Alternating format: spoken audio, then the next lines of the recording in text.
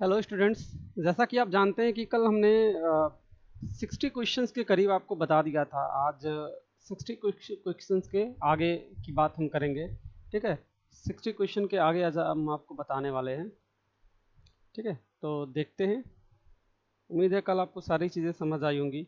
ये आपके एग्ज़ाम के लिए काफ़ी ज़्यादा इम्पॉर्टेंट है। ठीक है ना, जैसा कि आप जानते हैं कि अभी हाल ही में आपका एग्ज़ाम होने वाला है, तो ये आपके एग्ज़ाम के दृष्टि से काफ़ी ज़्यादा एग्ज़ाम इम्पॉर्टेंट है। आपने सेशनल्स भी दिए हैं, सेशनल में भी इस तरीके के क्वेश्चन काफ़ी ज़्यादा पूछे गए हैं, लगभग 50 क्वेश्चन पूछे गए हैं आप लोगों से।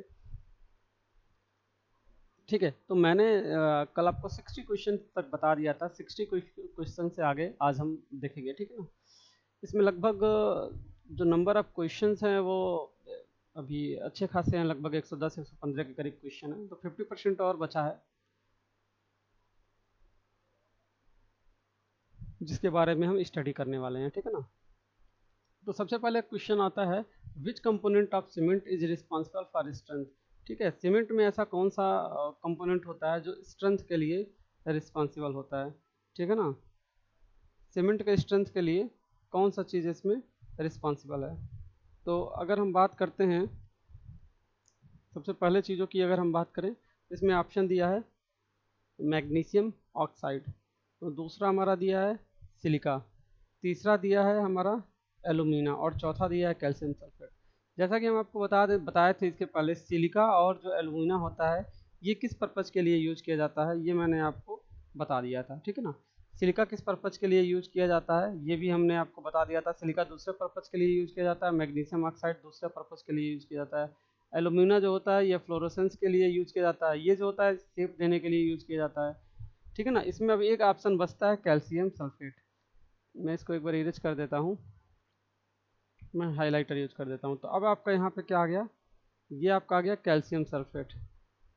एक सेकंड में हाइलाइटर यूज कर लेता हूँ रेड कलर का। इसमें आपका आ गया,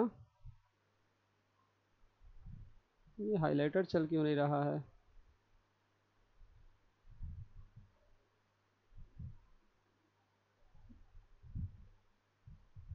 एक सेकंड, मैं यहाँ पे हाइलाइटर को यार यूज कैसे करते हैं।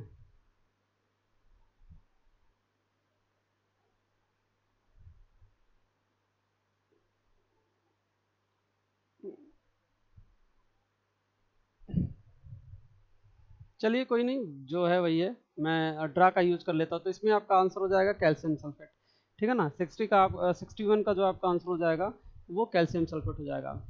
अब बात आता है 62 का, विच of the following is an issue resulting out of chemical interaction between cement and aggregate.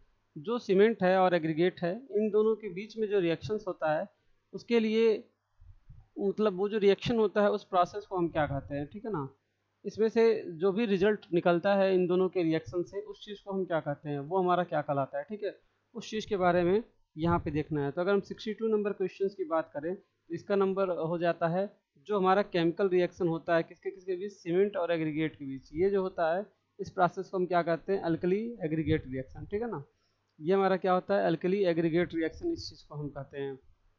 Sulphate attack हमारा दूसरा प्रोसेस होता है, करोजन हमारा दूसरा प्रोसेस होता है।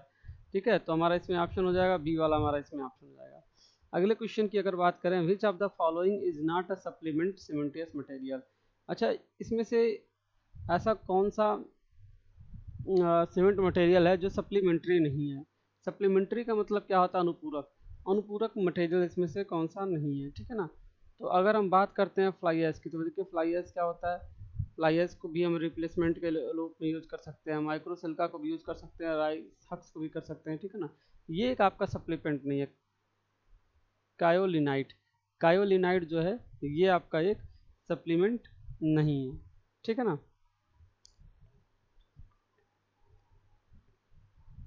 नेक्स्ट क्वेश्चन की अगर हम बात करते हैं, main gradient of cement.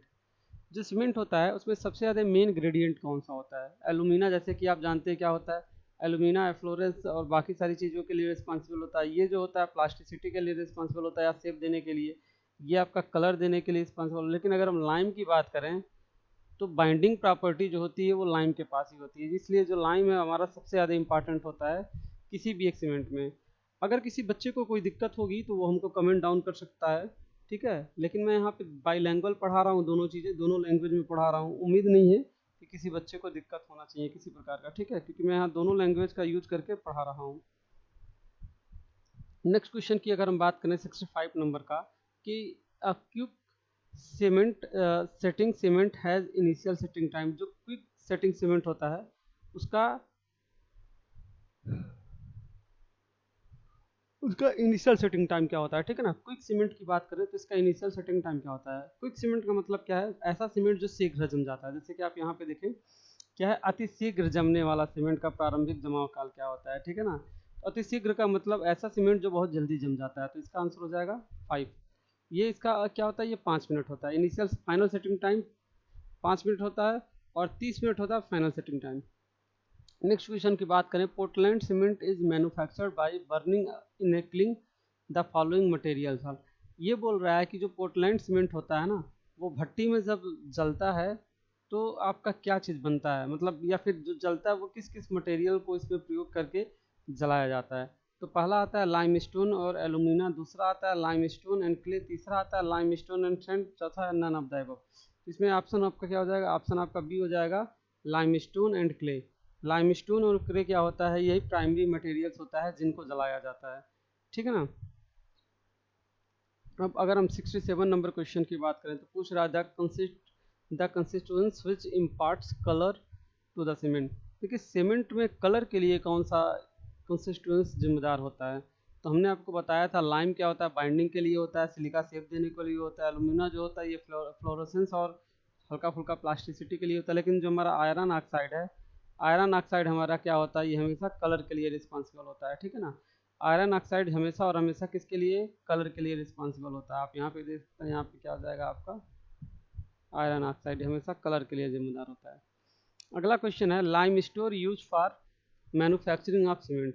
Lime stone जो यूज किया जाता है वो किसके लिए यूज किया जाता है, मैन्युफैक्चरिंग ऑफ सीमेंट के लिए यूज किया जाता है। तो वो किस फॉर्म में होता है, ठीक है ना, कंकड़ पत्थर के फॉर्म में होता है, मैग्नीशियम चूना पत्थर के फॉर्म में होता है, या कम्पैक्ट चूना पत्थर के फॉर्म में होता है। अगर हम बात करते हैं सबसे पहले तो क्या है, ये कंकड़ के फॉर्म में होता है, ठीक है ना। 68 का ऑप्शन नंबर ए है, ये कंकड़ के फॉर्म में होता है, ठीक है। यहाँ पे क्या आ जाएगा, कंकड़ पत्थर हो जाएगा। नेक्स्ट क्वेश्चन की अगर हम बात करते हैं, which of the following is not a pozzolanic material. इनमें से पॉजोलॉनिक मटेरियल ऐसा कौन सा नहीं है, पॉजोलॉनिक मटेरियल इसमें से कौन सा नहीं है, ठीक है ना। तो पॉजोलॉनिक मटेरियल की अगर हम बात करते हैं तो इसमें ऑप्शन आपका क्या हो जाएगा, सी हो जाएगा, ठीक है ना। जिप्सम क्या है, पॉजोलॉनिक मटेरियल नहीं है, क्योंकि जिप्सम आपका क्या करता है, ये रिएक्शन पे इफेक्ट देता है। जैसे आपका ये राइस सक्स हो गया, ठीक है, ये फ्लाई ऐश हो गया, ये सारी चीज़ें तो उसमें मिलाई जाती हैं, पॉजोलॉनिक मटेरियल है, ठीक है ना। ये पिसे हुए मात्रा में मिलाई जाती है उसकी क्वांटिटी को कम या ज़्यादा करने के लिए। लेकिन इसमें जिप्सम ही सिर्फ एक ऐसा चीज़ है कि जो इसके रिएक्शन को इफेक्ट देता है, ठीक है ना। तो इसमें आपका ऑप्शन हो जाएगा जिप्सम, यहाँ पे आपका जिप्सम ऑप्शन हो जाएगा, ठीक है ना। अगला क्वेश्चन बोल रहा है, the rate of hydration and hydrolysis of cement depends upon. जो सीमेंट होता है ना, सीमेंट में जो हाइड्रेशन होता है, ठीक है ना, जो हाइड्रेशन होता है और हाइड्रोलिसिस की प्रोसेस होती है वो किस चीज़ पे डिपेंड करता है, ठीक है ना। तो अब हम ध्यान से देखें, पहला हमारा क्या है, साउंडनेस है, दूसरा फाइनेस है, और तीसरा क्या है, सेटलिंग टेस्ट है। तो हमारा जो हाइड्रेशन और हाइड्रोलिसिस होता है वो किस चीज़ पे डिपेंड करता है। तो 70 का जो ऑप्शन आता है, 70 का ये बी नंबर ऑप्शन आता है, किस पे डिपेंड करता है, फाइनेस पे डिपेंड करता है, ठीक है ना। 71 नंबर क्वेश्चन की अगर हम बात करते हैं, तो the sign of decay appearing in the form of yellow and red tint और discolouring of over mature tree is known as. जैसे कि क्या है, जो बहुत पुराने वृक्ष होते हैं उस पर पीले या लाल कलर के क्या होते हैं, कलर पड़ जाते हैं, तो वो किस चीज़ को संकेत करते हैं, किस चीज़ को बताते हैं। जैसे आपने देखा होगा काफ़ी सारे जो पेड़ होते हैं पुराने हो जाते हैं तो उनका कलर जो अलग अलग हो जाता है, तो किस चीज़ को वो डिनोट करते हैं। नॉट्स माने क्या होता है भाई, नॉट्स तो अंदर जो गांठ बनी होती है, इसको तो वो डिनोट करते नहीं है, ये भी आपका गलत हो जाएगा। नन ऑफ द अबव आपका होगा नहीं, सेक्स भी आपका नहीं होगा, तो यहाँ पे क्या होगा, फॉक्सीनेस। फॉक्सीनेस यहाँ से पे आपका आंसर हो जाएगा। नेक्स्ट क्वेश्चन की अगर हम बात करें, which of the following is not a method of seasoning timber artificially. जैसे कि आप जानते हैं जो अवेलेबल मॉइस्चर होता है उसको निकालने का जो प्रोसेस होता है उसको हम क्या बोलते हैं, सेसोनिंग बोलते हैं। तो इसमें से बोल रहा है ऐसा कौन सा मेथड है जो आर्टिफिशियली नहीं किया जाता है, ठीक है।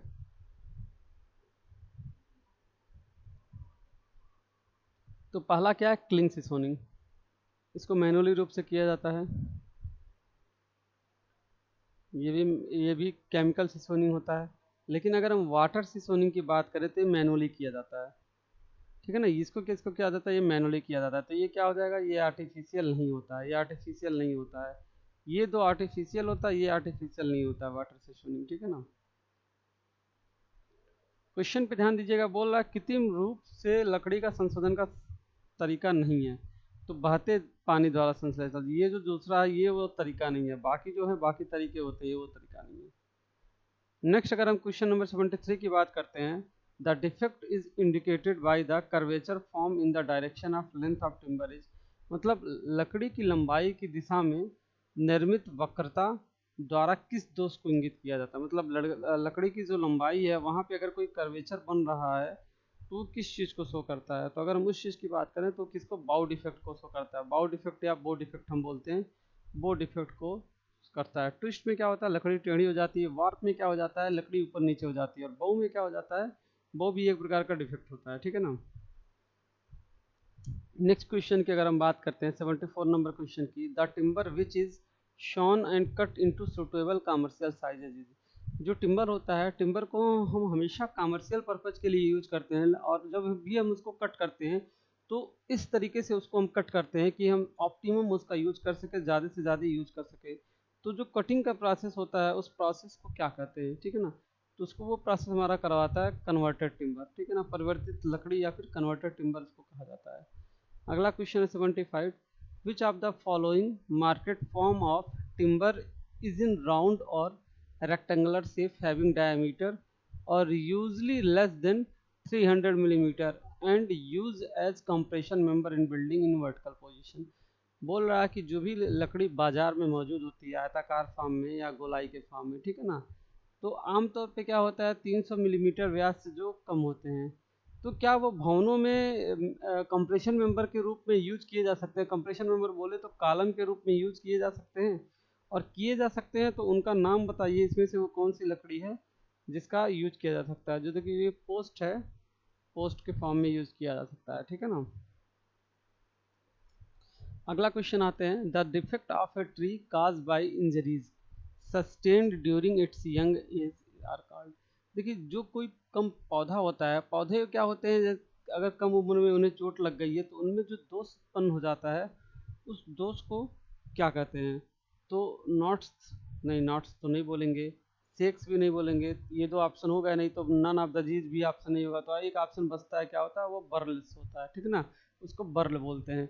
लकड़ी के कम उम्र में जो उसमें दोष आ जाता है वो हमारा क्या कहलाता है, वो बर्ल कहलाता है।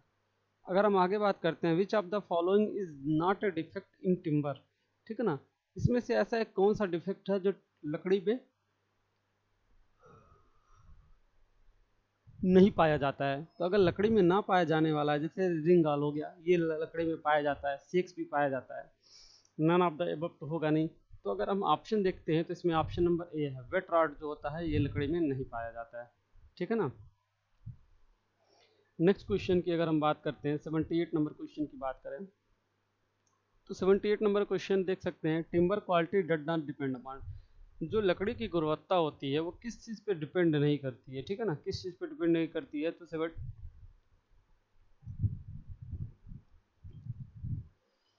ठीक है ना, लकड़ी की गुणवत्ता के बारे में अगर आप देखें किस चीज़ पे डिपेंड नहीं करती है, तो इसमें आप क्या ऑप्शन लगा सकते हैं, type of tree, time of time of the felling, maturity and size of the tree, किस चीज़ पे इसकी गुणवत्ता डिपेंड नहीं करती है। तो इसका जो सबसे अप्रोप्रिएट आंसर होगा size of the tree. Tree के साइज पे कभी भी इसकी गुणवत्ता नहीं डिपेंड करती है, लेकिन टाइप, टाइम एंड मैच्योरिटी, इन तीन चीज़ों पे काफ़ी ज़्यादा डिपेंड करती है, ठीक है ना।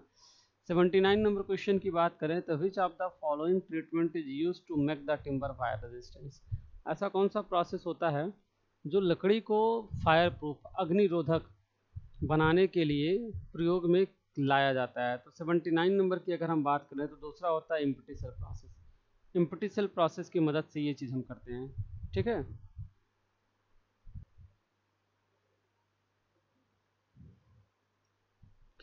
ठीक है, नेक्स्ट क्वेश्चन की बात करते हैं, 80 नंबर क्वेश्चन की बात करते हैं। 80 नंबर पे अगर हम आते हैं तो 80 नंबर क्या है, on would surface varnish is provided for, जो वुड सरफेस होता है, लकड़ी का सरफेस होता है, उस पर वार्निश क्यों किया जाता है, वार्निश करने से क्या होता है, ठीक है ना। तो जैसे कि आप देखते हैं अपने घरों में क्या होता है, लकड़ी वगैरह के सरफेस पे वार्निश किया जाता है। तो इसको पहला क्या है, ये प्रोटेक्टेड कोटिंग के रूप में काम करता है, ग्लॉसिंग द सरफेस, सरफेस को चमका देता है। तीसरा क्या है, इंटेंसिफिकेशन ऑफ वुड ग्रेन, मतलब क्या करता है, जो इसके रंध्र होते हैं उनके लिए क्या होता है, उनको वो भर देता है और काफ़ी अच्छा कर देता है। मतलब क्या हो जाएगा, all of the above, all of the above है या ऑल ऑफ दी, सारे ऑप्शन सही है, ठीक है ना। नेक्स्ट क्वेश्चन की अगर हम बात करते हैं, 81 नंबर की अगर हम बात करें, तो 81 नंबर अगर हम क्वेश्चन में देखें तो पहला क्वेश्चन क्या है, which of the following is not a type of artificial seasoning, इसमें से आर्टिफिशियल सिसोनिंग कौन सा नहीं है, ठीक है। क्वेश्चन नंबर 81 की अगर हम बात करें तो हमारा ऑप्शन क्या हो जाएगा, सी। और ऑप्शन हमारा जो सी है, एयर सिसोनिंग, ये आर्टिफिशियल सिसोनिंग नहीं है, बाकी तीन जो होता है आर्टिफिशियल होता है। क्योंकि नेचुरल में क्या है ना, नेचर में हवा और मॉइस्चर, ये दो चीज़ें अवेलेबल हैं, और ये सेल्फ क्या करती हैं, सेसोनिंग कर देती हैं चीज़ों का, ठीक है ना। 82 नंबर की अगर हम बात करें, the best season for felling of tree for timber production in hill area, मतलब जो लकड़ी प्राप्ति के लिए पहाड़ों पे पेड़ काटने का सबसे उपयुक्त मौसम क्या होता है। मतलब जैसे कि आप जानते हैं जो हमको लकड़ी होता है वो कहाँ से मिलता है, पेड़ पौधे से ही मिलता है। तो पहाड़ी मौसम में ऐसा कौन सा महीना होता है या ऐसा कौन सा मौसम होता है जो लकड़ी काटने के लिए सबसे बेस्ट होता है। तो उसके लिए अगर हम बात करें तो सबसे ज़्यादा समर होता है, समर में सबसे ज़्यादा लकड़ी की कटाई की जाती है। नेक्स्ट क्वेश्चन की बात करते हैं, 83 नंबर की बात करते हैं क्वेश्चन की। 83 नंबर की बात करें तो which of the following defect in timber is cause by growth of layer over wood left after the branch been cut out, कहने का मतलब क्या है, जो शाखाएं कट जाने के बाद जो पेड़ होता है वो ऊपर की तरफ क्या होता है, बढ़ने बढ़ने लगता है।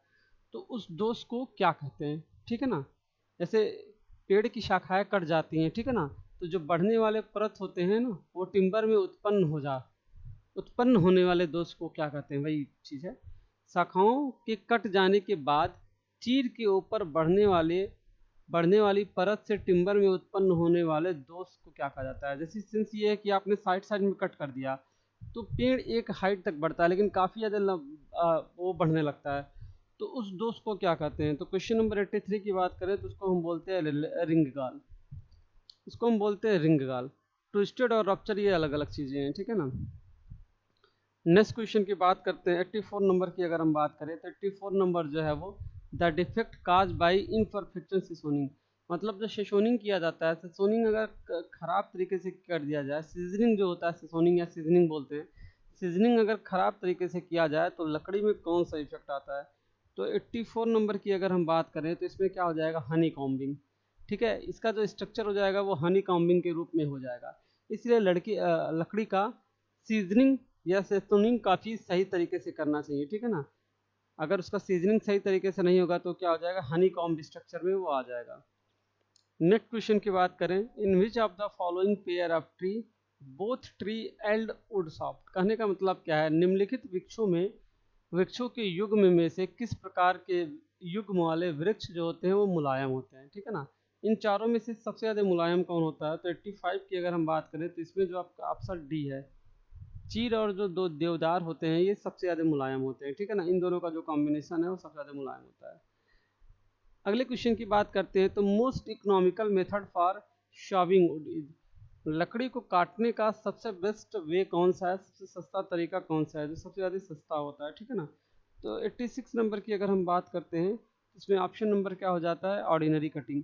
साधारणतः तौर पे जो बड़े बड़े जो आपके हेक्सा होते हैं, हेक्सा ब्लेड के मदद से जो कटिंग करते हैं, तो ये सबसे बेस्ट और सबसे सिंपल होता है, ठीक है ना। 87 नंबर की अगर हम बात करें, the outer protective layer of a tree, जो लकड़ी के बाहर का प्रोटेक्टिव सरफेस होता है उसको क्या कहते हैं। तो ये सारी चीज़ें हालांकि आपने पढ़ लिया है लेकिन मैं फिर भी पढ़ा दे रहा हूँ, उसको क्या कहते हैं, उसको बार्क कहते हैं, ठीक है ना। पिच भी जानते हैं और कैम्बियम भी लेयर भी आप जानते होंगे, क्योंकि ये सारी चीज़ें आपने ऑलरेडी फर्स्ट ईयर में पढ़ रखी है, और फर्स्ट ईयर में नहीं पढ़ी है तो नहीं, अगर आपने पढ़ी होगी तो दूसरी बात दूसरी बात है सॉरी, लेकिन सेकेंड ईयर में आपने इसको डेफिनेटली पढ़ लिया होगा, ठीक है ना।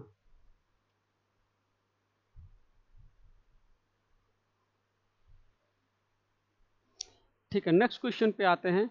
Hard board are example of, जो आपके हार्ड बोर्ड होते हैं ना वो किस चीज़ के एग्जाम्पल होते हैं, हार्डबोर्ड किस चीज़ के एग्जाम्पल होते हैं। तो अगर 89 नंबर क्वेश्चन की बात करें तो इसका ऑप्शन क्या हो जाएगा, फाइबर बोर्ड।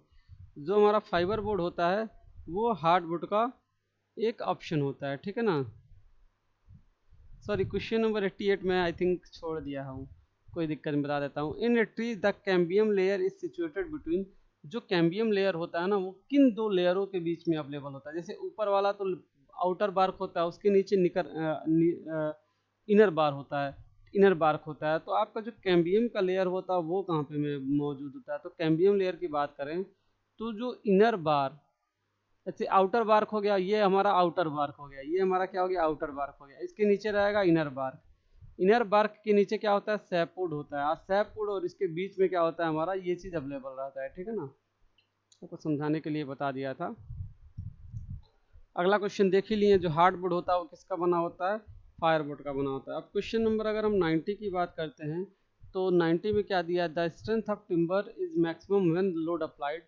किसी भी लकड़ी का जो या टिम्बर का स्ट्रेंथ सबसे अधिक कब प्राप्त होता है, तो जब वो अपने गेन के पैरेलल रहेगा, अपने ग्रेन जो होते हैं ना, ग्रेन के समानांतर रहता है, ग्रेन के पैरेलल रहता है, तो सबसे ज़्यादा उसकी स्ट्रेंथ मिलती है हमको, ठीक है ना। ग्रेन के समानांतर, पैरेलल माने होता है समानांतर। 91 क्वेश्चन की बात करते हैं तो 91 क्वेश्चन क्या बोल रहा है, which type of varnish is use on hard wood सबस्टेन टू हाइड ग्रेन डिफेक्ट। मतलब ग्रेन दोषों को छुपाने के लिए जो लकड़ी होती है ना, उस पर किस प्रकार के पदार्थों का वार्निश किया जाना चाहिए, ठीक है ना। एसफाल्ट की होनी चाहिए, वैक्स की होनी चाहिए, फ्लैट की होनी चाहिए, कि फ्रेंच वार्निश होनी चाहिए। तो 91 नंबर की बात करें तो क्या होना चाहिए, फ्रेंच वार्निश होना चाहिए। आपने बहुत जगह देखे हैं कि वैक्स की भी वॉक्सिंग होती है, लेकिन सबसे बेस्ट अगर पूछा है आप, फिर इसमें जो गेन का जो ग्रेन है आपका, उसका डिफेक्ट खत्म करना है, तो आपका ऑप्शन नंबर डी ही सूटेबल होगा। 92 नंबर की बात करते हैं तो which of the following is use as dryer in varnish. Varnish में जो ड्रायर होता है उसका काम कौन सा करता है, ठीक है ना, उस चीज़ के बारे में बताना है। तो पहला क्या होता है, कॉपल होता है, दूसरा लिथार्ज होता है, तीसरा टर्पेंटाइन होता है, और चौथा नन ऑफ द अबव। तो इसमें क्या हो जाएगा, लिथार्ज। जो हमारा लिथार्ज होता है ना, लिथार्ज ही क्या होता है, ड्रायर या शोषित के रूप में काम करता है। नेक्स्ट क्वेश्चन की बात करते हैं तो the component of an oil based paint which is use to adjust the viscosity of paint and which makes it possible to spread the paint evenly on the surface is known as. Question number 93 को एक बार मैं पूरा हिंदी में भी पढ़ देता हूँ। एक तेल आधारित पेंट का घटक जो पेंट के चिपचिपाहट को अनुकूलित करने के लिए उपयोग किया जाता है और सतह पर पेंट को समान रूप से फैलाना संभव बनता है, ऐसा क्या कहलाता है। जैसे कि क्वेश्चन ये पूछ रहा है, पेंट में ऐसा कौन सा कंपोनेंट होता है, ऐसा कौन सा चीज़ होता है जो पेंट को समान रूप से किसी भी सरफेस पे फैला देता है, ठीक है ना। तो 93 नंबर की अगर हम बात करते हैं तो इसमें व्हीकल होता है। जैसे गाड़ियों से हम कहीं भी बहुत आसानी से जा सकते हैं, वैसे ही पेंट में भी क्या होता है, सॉल्वेंट होता है, सॉल्वेंट होता है, व्हीकल होता है, ठीक है ना। व्हीकल का काम क्या होता है, पेंट को फैलाना। व्हीकल क्या करता है, स्मूथली तरीके से पेंट को सारे जगह सही तरीके से फैला देता है, ठीक है ना। अगले क्वेश्चंस की बात करते हैं। 94 नंबर की बात करें, paint film become powder due to. जो पेंट फिल्म होता है वो बाद में पाउडर बन जाता है, ठीक है ना। उसका कारण क्या होता है, तो उसका कारण क्या है, इनसफिशियंट ऑयल इन प्राइमर। जो हमारा प्राइमर होता है, जो पेंट के साथ मिलाते हैं प्राइमर, उसमें ऑयल की कमी का होना। अगर उसमें ऑयल सही रहेगा तो किसी भी प्रकार की कोई दिक्कत नहीं आएगी, लेकिन ऑयल की कमी की वजह से इस प्रकार की दिक्कत आती है। अगले क्वेश्चंस की बात करते हैं, रेजिन्स आर। रेजिन्स जो होते हैं वो क्या होते हैं,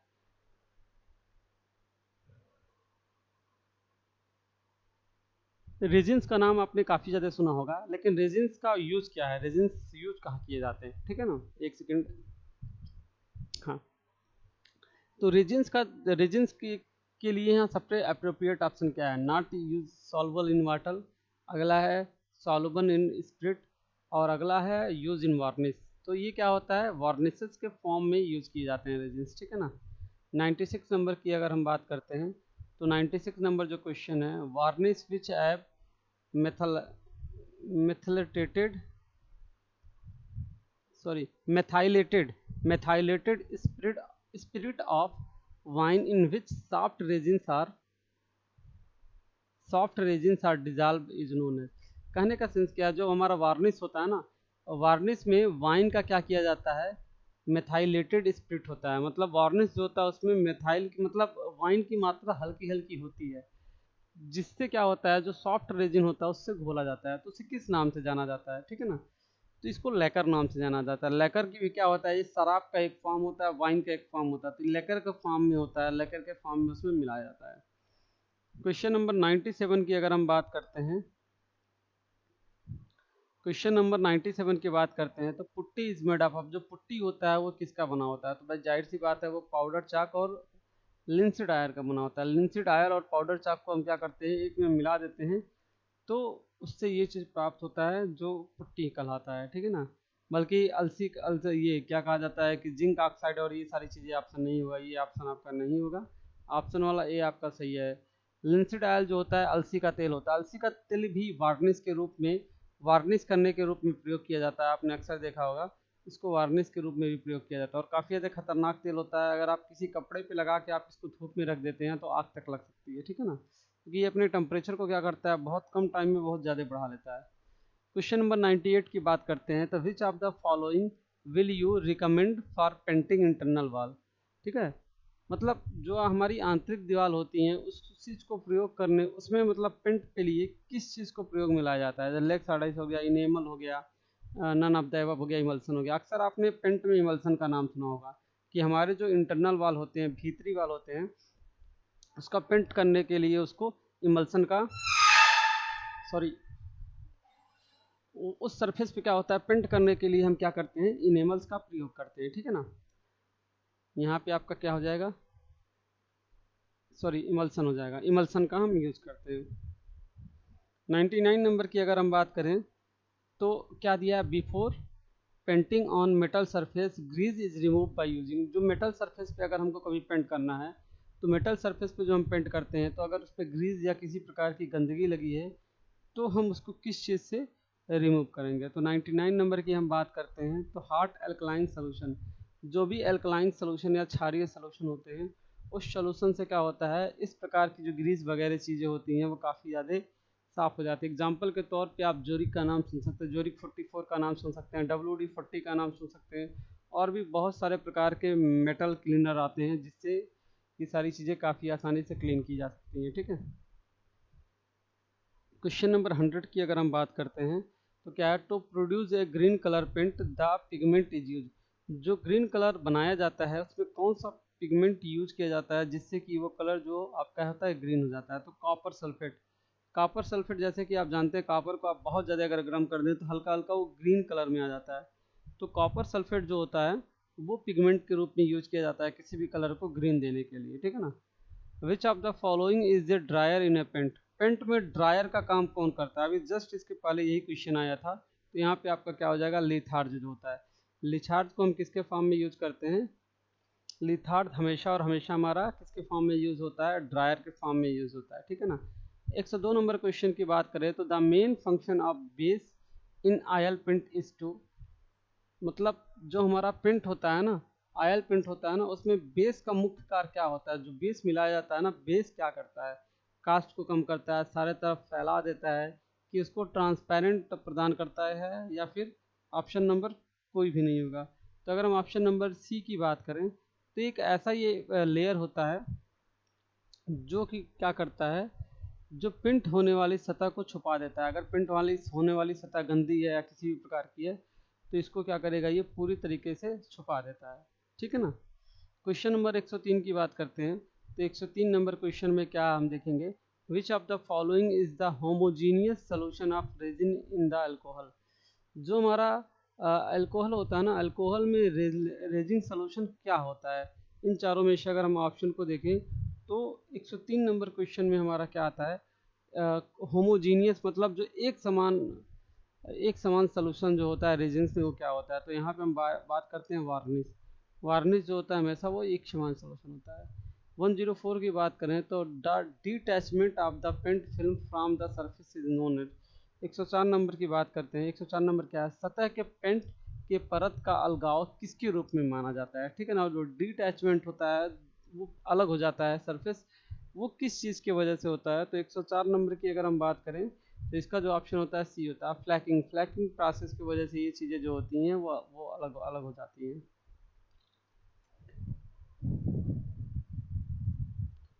ठीक है, क्वेश्चन नंबर 105 की बात करते हैं।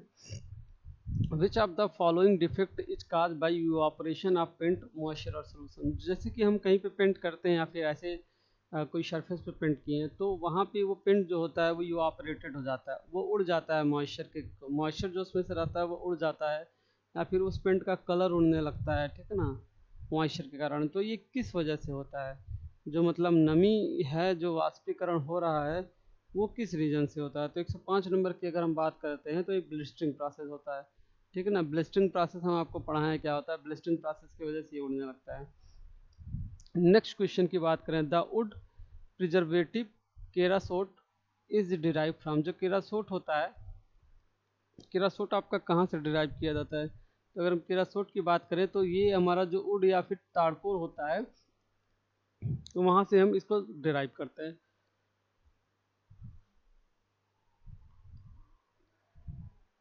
डिराइव करने का देखिए सेंस क्या है, हम उससे ये चीज़ प्राप्त करते हैं। जैसे हम बाई पेट्रोलियम से हम क्या करते हैं, अलग अलग प्रकार की चीज़ें हम वहाँ से प्राप्त करते हैं। तो ऐसे भी आपका जो केरासोट होता है ये वहाँ से हम डिराइव करते हैं।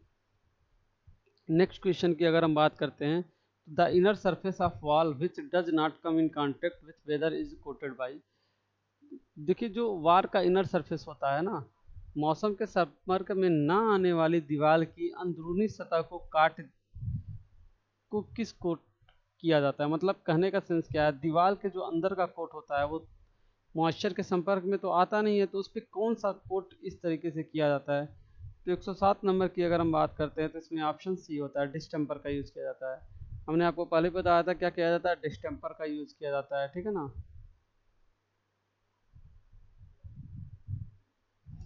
तो जब आप डिस्टेम्पर कर देंगे तो वो मौसम के संपर्क में नहीं आएगा, ठीक है ना, मौसम के संपर्क में नहीं आएगा। अब नेक्स्ट क्वेश्चन पूछा है, the common base use in the paint. एक पेंट में सबसे सबसे कॉमन बेस क्या होता है, ठीक है ना। 108 क्वेश्चन की बात करें तो सबसे कॉमन बेस कौन सा यूज किया जाता है? तो उस चीज़ की अगर हम बात करते हैं तो मैक्सिमम चीज़ों में हम क्या देखते हैं, जिंक ऑक्साइड का ही बेस देखते हैं। जिंक ऑक्साइड का ही बेस नॉर्मली यूज़ किया जाता है। Snowcrete is one of the patent form of. अब जो भाई स्नोक्रिट होता है, मतलब बर्फबारी से तो पूरा जम जाता है स्नोक्रिट, वो किसे कहा जाता है, वो क्या प्रोसेस होता है स्नोक्रिट? तो इसका ऑप्शन जो है वो बी होता है। क्या होता है? Waterproof paint. Waterproof paint क्या करता है, एक तरीके के स्नोक्रिट बना देता है, ठीक है ना। नेक्स्ट क्वेश्चन की बात करें तो the main constituents of any colour is. Colour जो होता है ना, कलर में सबसे मेन चीज़ क्या होता है, ठीक है ना। अगर हम बात करें ड्रायर होता है कि उसमें मिला ऑयल होता है कि अल्कोहल होता है, तो कलर पिगमेंट होता है। तो क्वेश्चन नंबर अगर 110 की हम बात करते हैं तो इसमें सबसे ज़्यादा जो इम्पॉर्टेंट होता है वो कलर पिगमेंट होता है। कलर पिगमेंट अगर आपका अच्छा नहीं रहेगा तो कलर ही खराब हो जाएगा, तो फिर उस कलर का कोई मतलब नहीं है, ठीक है ना। ड्रायल, अल्कोहल और आयल इसकी कम ज़्यादा मात्रा रहेगी तो भी चल सकता है, लेकिन कलर पिगमेंट जिस जिस चीज़ की वजह से, जिस पिगमेंट की वजह से वो जो कलर हो रहा है वो सबसे ज़्यादा इंपॉर्टेंट होता है। 111 नंबर की बात करें, the paint which has high reflective property. ऐसा कौन सा पेंट होता है जो हाई रिफ्लेक्टिव प्रॉपर्टी होती है? तो जो ब्रॉन्ज की पेंटिंग आती है, जो ब्रॉन्ज की हम पेंटिंग करते हैं, ये सबसे ज़्यादा क्या होता है, रिफ्लेक्टिव होता है। क्वेश्चन नंबर 112 की बात करें, what is the liquid part of paint is called. जो पेंट का लिक्विड पार्ट होता है उसे क्या कहते हैं? तो हम इसे हमेशा क्या कहते हैं, ये वार्निश कहते हैं, ठीक है ना। ये हमारा क्या होता है, वार्निश होता है। 113 की बात करते हैं, स्नोसिम क्या है? स्नोसिम आपका क्या होता है? तो स्नोसिम एक प्रकार का आपका क्या है, सीमेंट है। वो जो सीमेंट होता है वो कलर फॉर्म में होता है, अलग अलग कलर का होता है। 114 नंबर की बात करें तो the surface of which paint can be cleaned by washing with water. ऐसा कौन सा पेंट होता है जिसको पानी से वॉश करके क्लीन किया जा सकता है? तो 114 नंबर की बात करें तो वो इमल्सन पेंट होता है। इमल्सन पेंट को हम पानी से साफ करके क्लीन कर सकते हैं। 115 नंबर क्वेश्चन की बात करें तो painting work is generally specified by. जो पेंटिंग वर्क होता है उसको जनरली तौर पे किस चीज़ से स्पेसिफाइड किया जाता है, ठीक है ना। तो 115 की बात करें तो एरिया ऑफ पेंटेड सरफेस। ये क्या होता है, जिस सर्फ एरिया में जिस सरफेस एरिया पे पेंट किया गया है उस एरिया से ये मतलब रखता है, ठीक है। 116 नंबर क्वेश्चन की बात करते हैं तो आपका हो जाएगा, विच of the following print is science and visible even in darkness, ऐसा कौन सा प्रिंट होता है जो अच्छे से साइन हो जाए और रात के टाइम में क्या हो, चमके। तो 116 नंबर की बात करते हैं तो ऑप्शन क्या हो जाएगा, ऑप्शन इसका सी हो जाएगा, एल्यूमिनियम प्रिंटिंग इस प्रकार का चीज़ होता है। नेक्स्ट क्वेश्चन की अगर हम बात करें, the ingredient of paint gives it the binding property and form of cure coating is base, ठीक है ना। तो 117 नंबर की अगर हम बात करते हैं तो यहाँ पे व्हीकल हो जाता है। व्हीकल क्या करता है, अच्छे से चीज़ों को फैला देता है, ठीक है ना, और एक इम्परमिएबल लेयर को क्या करता है, फॉर्म कर देता है। नेक्स्ट क्वेश्चन की अगर हम बात करें, the small area on painted surface enclose by hair line cracks,